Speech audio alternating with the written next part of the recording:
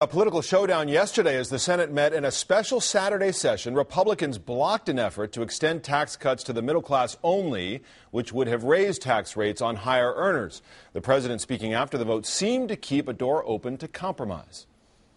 We need to redouble our efforts to resolve this impasse in the next few days to give the American people the peace of mind that their taxes will not go up on January 1st. It will require some compromise, but I'm confident that we can get it done.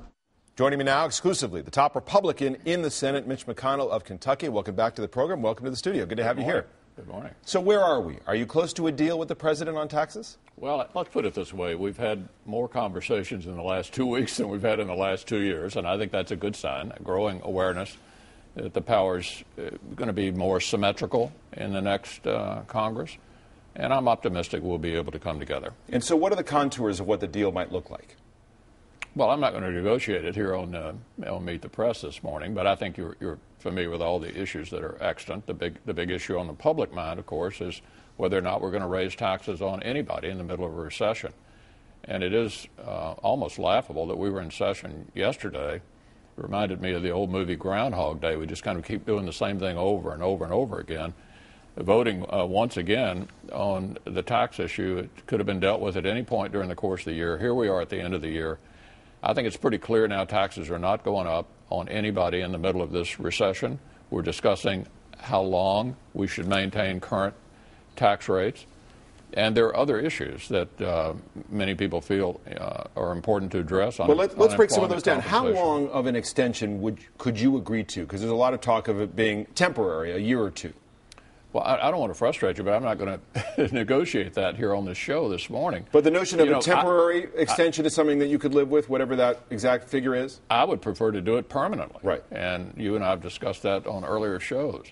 I think the current tax rate is appropriate for our country. It's been in place for 10 years.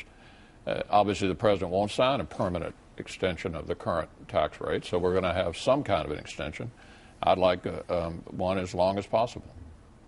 But you're comfortable that rates are not going to go up on anyone in America? I'm very hopeful that rates are not going to go up. And what we saw yesterday in the Senate, every single Republican and 5 Democrats voted that we shouldn't be raising taxes on anybody. In other words, there's bipartisan opposition to raising taxes on anybody at this time. What about extending unemployment benefits? You have said in the past we're in the middle of a jobs crisis. That being the case, could you then agree to an extension of jobless benefits as part of any tax cut package? I think we will extend unemployment compensation. We've had some very vigorous debates not in the Senate, not about whether to do it, but whether to pay for it, as opposed to adding it to the deficit. All of those discussions are still underway. Do you sense there is a mandate from the American people to keep tax rates where they are? I and my members feel that the American people feel strongly that taxes shouldn't go up. I know our colleagues on the other side don't see it that way. But look, all the Republicans in the Senate and a significant number of Democrats feel the same way. It isn't going to happen. What about the impact on jobs? Senator Reid, on the floor of the Senate this week, said it's fantasy to believe somehow this is going to be helpful to the job situation. This is what he said. They can pretend giving the rich tax breaks creates jobs, even though we know from the past decade that it doesn't.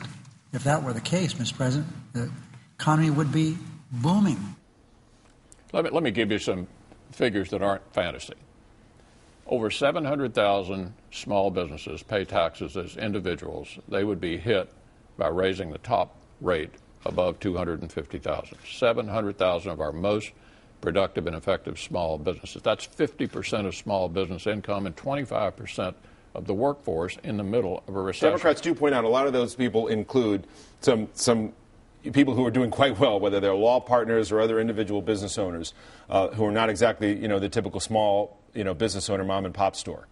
I understand that, but the question is it a good idea to raise taxes on 700,000 small businesses affecting 50% of small business income in the middle of a recession, when we know that small business is the biggest job generator in our country? Look. But you've had these tax rates in place since 2001.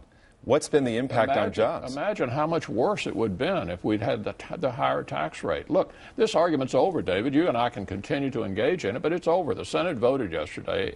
Every Republican and 5 Democrats said we're not raising taxes on anybody in the middle of a recession. And bottom line, on the extension of the tax rates, unemployment benefits being extended, you see a compromise here in short order. I think the American people expect us to work together to make sure their taxes don't go up, and we're working on that package. As I said, we've had more conversations in the last 2 weeks than in the last 2 years, and I think we're going to get there.